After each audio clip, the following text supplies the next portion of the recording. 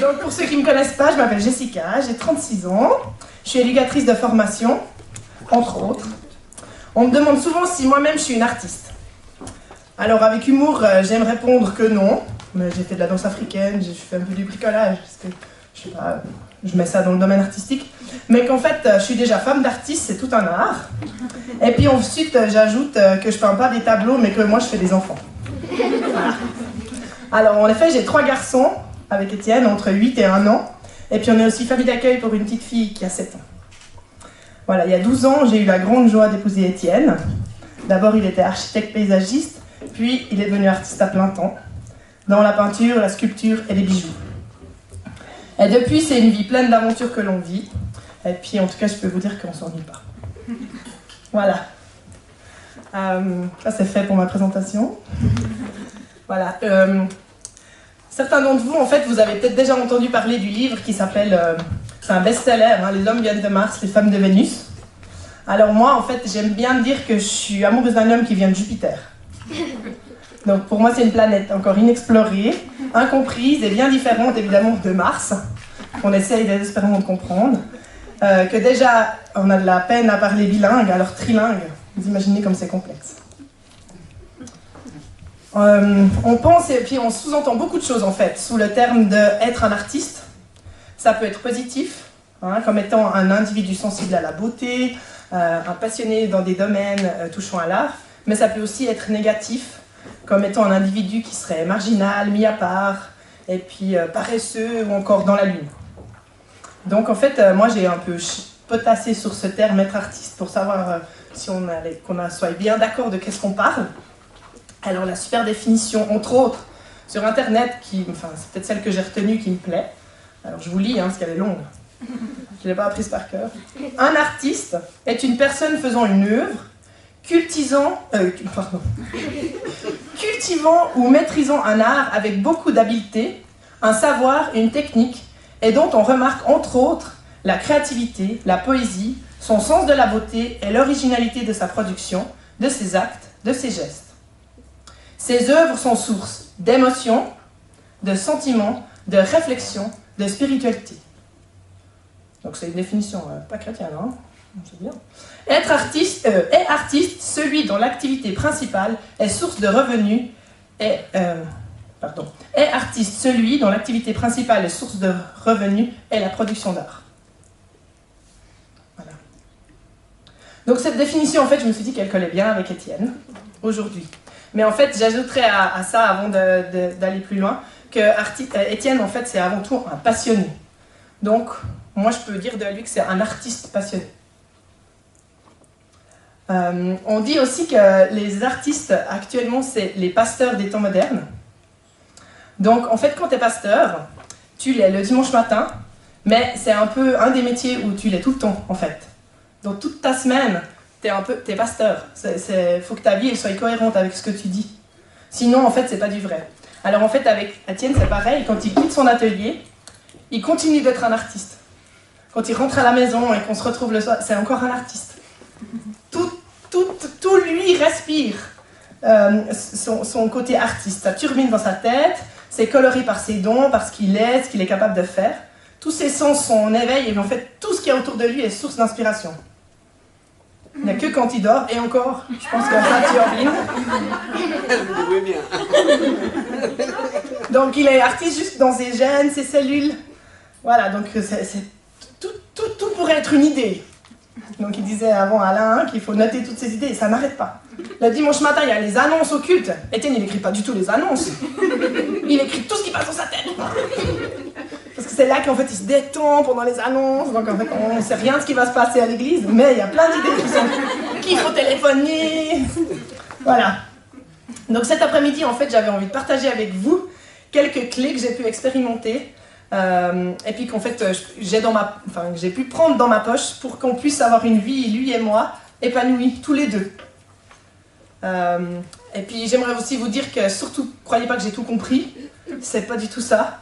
Je cherche encore. Là, c'est en fait que mon témoignage et puis ça engage que moi. Alors, vous n'êtes pas d'accord, ben mince. Puis si vous êtes d'accord, ben prenez cette clé dans votre poche. Puis, si vous êtes artiste, expliquez ça à votre conjoint qui ne l'est pas. Et puis si c'est vous le conjoint de l'artiste, ben voilà, ça va vous aider, j'espère. Donc je ne veux pas vous faire, c'est pas des grandes théories non plus, hein. Mais je reste quand même convaincue qu'en fait la vie auprès d'un artiste, c'est une vie qui est différente qu'être auprès d'un autre corps de métier. Chaque corps de métier pourrait faire un ciel, j'ai épousé un ingénieur, un ciel, j'ai épousé un mécano, on pourrait faire ça sur chaque métier. Mais là, en l'occurrence, c'est les artistes qui nous intéressent. Ça va? Oui. J'ai fini mon intro. Donc, je vous ai fait 4 points, en fait. 4 clés. Alors, ça serait cool si on pourrait les afficher, là. Alors, la première clé, c'est choisissez ce risque. Donc, en fait, oui, c'est un choix.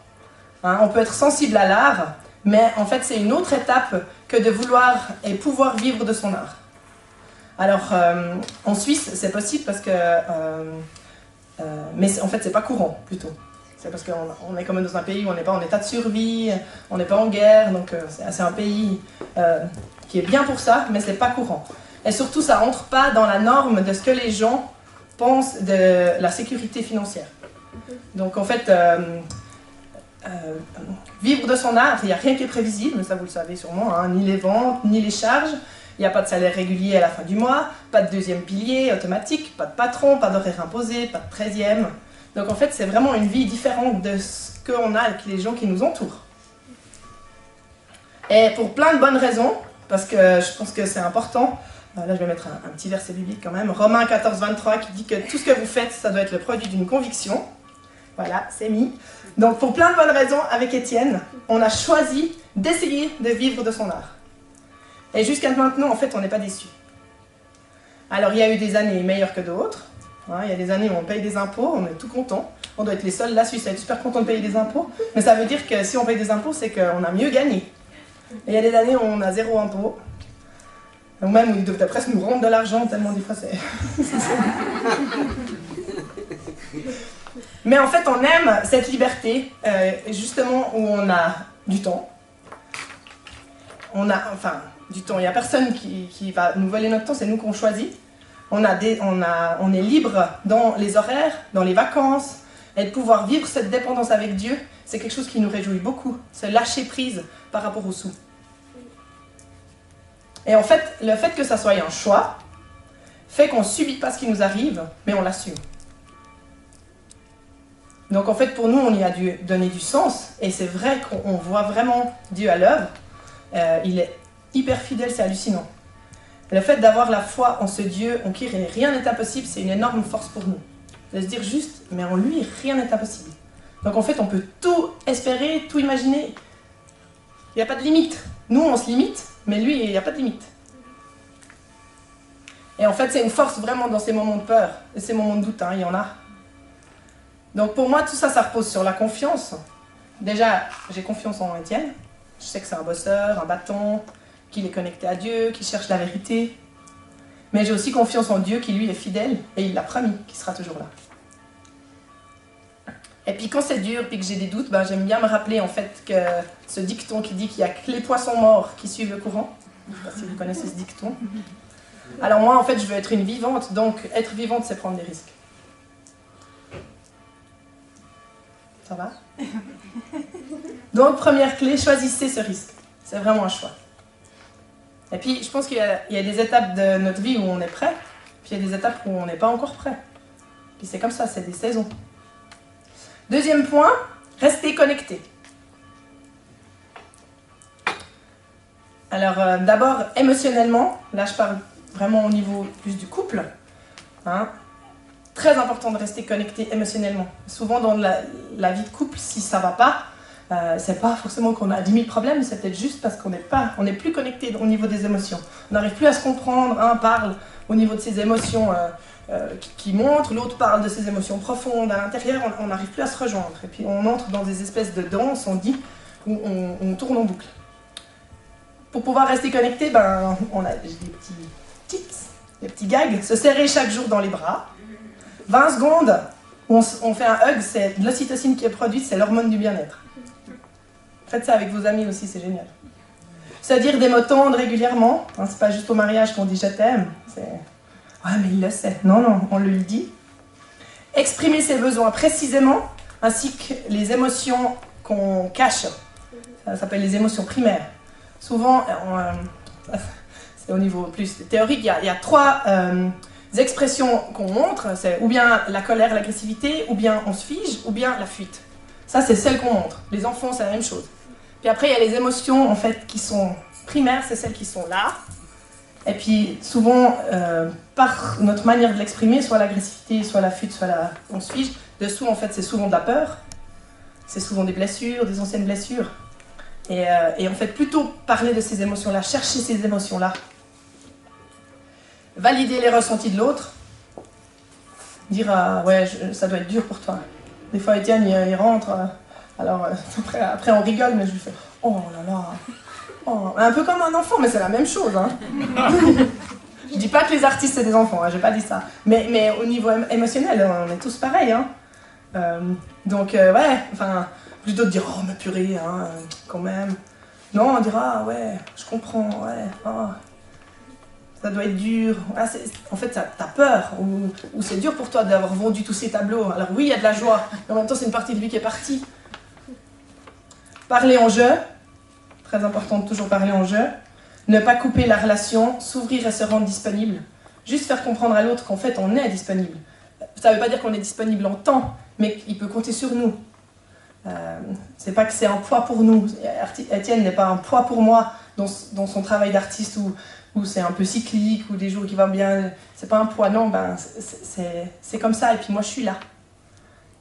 Et ne pas avoir peur d'être vulnérable face à l'être aimé, ça veut dire que quand on parle des émotions qui sont primaires, il y a quand même on baisse les masques, les masques, ouais, les masques, les armes, et puis du coup on est vulnérable, parce que là on pourrait venir nous attaquer, quand on dit, oh, mais en fait j'ai peur que ta peinture passe avant moi. C'est un petit peu... Ah. Et là, il pourrait m'attaquer. Ben voilà, ne pas avoir peur dans un couple, s'il y a une confiance, on peut être vulnérable. Et puis toujours donner accès à son cœur. Alors en fait, le résumé du côté émotionnel de rester connecté, c'est en fait, toi, être là pour moi. Après, rester connecté pratiquement, alors comment on le fait en fait ben, je vous ai donné déjà quelques tips, mais en fait on a un rendez-vous de couple chaque semaine qu'on a noté dans l'agenda. Alors oui, ça fait un peu vieux couple, hein, je vous avoue. C'est ce que je pensais aussi d'abord, mais franchement c'est ce qui nous a permis de, quand on a des crises, c'est ce qui nous a permis de continuer. Donc pour nous c'est le mercredi soir. Le mercredi soir il n'y a rien d'autre, c'est ça. Ne nous appelez pas. On répondra pas.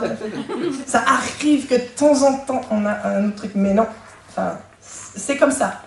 Il y a rien d'autre. Moi je vais à la Zumba, comme ça après je suis bien dépensée, je me douche et après c'est la soirée couple. Et on a fait manger les enfants avant, ou on les a mis ailleurs.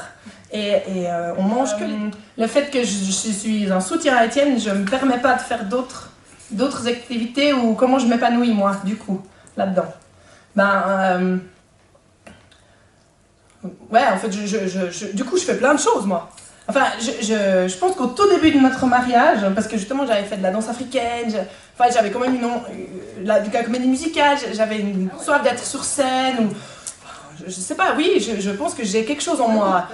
En tout cas, l'art m'intéresse, après, voilà, je vois plus l'artiste comme un espèce d'état de pensée. Ouais, voilà. Voilà, mais oui. Mais après, au début, quand j'ai rencontré Étienne, puis qu'il était tellement doué dans plein de trucs, on était un peu en compétition. Puis je me disais, ah, purée, oh, maintenant il n'y a que lui qu'on voit. Alors oui, dans les expos, j'ai dû aussi me dire, il n'y a que lui qu'on voit. Oh, hein. Mais maintenant c'est bon, on n'est plus en concurrence, je suis plus en compétitivité avec lui en fait.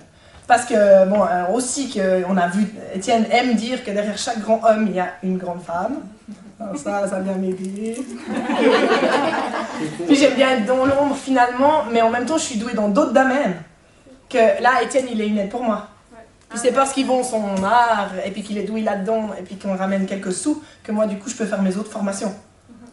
Et puis voilà, moi je suis douée dans d'autres trucs, on a tous des dons différents, mais... Puis du coup, moi je me suis plus mis dans l'éducation, le coaching parental et tout ça. Puis c'est tout un art aussi ça, mais ouais, donc en fait, ça me fait plaisir de voir Étienne épanoui, et puis du coup, je lui donne du mou, il m'en donne, et puis je peux faire des formations, puis voilà, il n'y a rien que je... Puis en plus, on n'est pas dans cet état d'esprit. Le fait qu'on a choisi de vivre de son art, donc de vivre avec peu, hein, parce qu'on a vraiment peu à la fin du mois, en fait, on a choisi de ne pas vivre non plus avec cet état d'esprit et on ne peut pas se le permettre, ou bien cet esprit de pauvreté un peu. Il n'y a pas grand-chose qu'on s'empêche, mais on n'a pas non plus des besoins, tu vois. Mais on s'empêche rien, là, on va partir 3 mois, on ne sait même pas si on a les sous, mais on va avec ce qu'on a. Puis, ouais, c'est cette vie un peu, pas insouciante, parce qu'on est très conscient des réalités, mais on y va. Et il le disait un peu ce matin, Alain, il n'attend pas d'avoir les sous pour faire ses BD, nous on n'attend pas d'avoir les sous pour booker nos billets d'avion. On y va, on verra bien. Moi, je fais une formation qui coûte 1500 francs par année. On ne s'est même pas posé la question au début, est-ce qu'on va avoir les sous? Chacun avait un esprit de contrôle très fort, elle l'a toujours. Est-ce que je suis totalement en réaction face à ça? Je pense qu'en tout cas, j'ai vu que ça pouvait faire du dégât. Donc, j'ai beaucoup travaillé sur ça, ouais, en relation d'aide.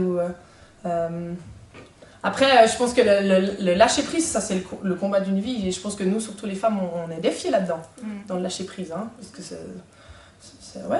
ça demande beaucoup de confiance en soi et puis de confiance en l'autre. Après, moi, j'aime à me dire, par exemple, que Jésus, avec ses disciples, il avait une attitude où, quand Jésus, il y avait 5000 hommes devant lui à nourrir, les disciples, ils ont dit « Ouh là là, on a un problème ». Voilà, ça c'est la logique de nous. Hein. Ça va pas le faire. Puis Jésus, en fait, lui, ça va le faire. Et puis il a rempli toutes ses paniers. Et en fait, je pense que c'est un choix de pensée aussi. Mais ça reste pas facile, parce qu'il y a les réalités, il y a les gens. C'est vrai, moi j'entends, je pense, vraiment pas quotidiennement, on va dire, mais régulièrement. Je sais pas comment vous faites. Et puis en même temps, on entend nos amis qui ont un travail, heureusement qu'il y en a, hein, parce que comme ça, quand ils donnent leur dîme. mais disons qu'ils ont 11 000 francs qui tombent chaque mois, et à la fin du mois, ils sont autant serrés. Donc je pense qu'on adapte notre style de vie aussi à ça, et c'est vrai qu'on n'a pas beaucoup de charges. Parce qu'on a fait aussi qu'il y en ait moins. On n'a pas un haut loyer, on a un réseau, enfin moi je reçois plein de fringues pour les enfants, enfin il y a un réseau qui s'est mis d'entraide. Et puis, ben voilà, je pense que c'est du travail personnel, et puis après aussi des promesses. Il y a 33 000 promesses dans la Bible. Donc je les sais encore pas toutes par cœur. Mais je m'appuie dessus. Puis quand je prie, je suis là, c'est ça que tu as dit. Et dans la Bible, le nombre de versets où c'est marqué « Dis tes besoins ». Et il les répondra avant même que tu les aies même sortis de ta bouche. Il les sait. Donc voilà. Ça a répondu. Merci.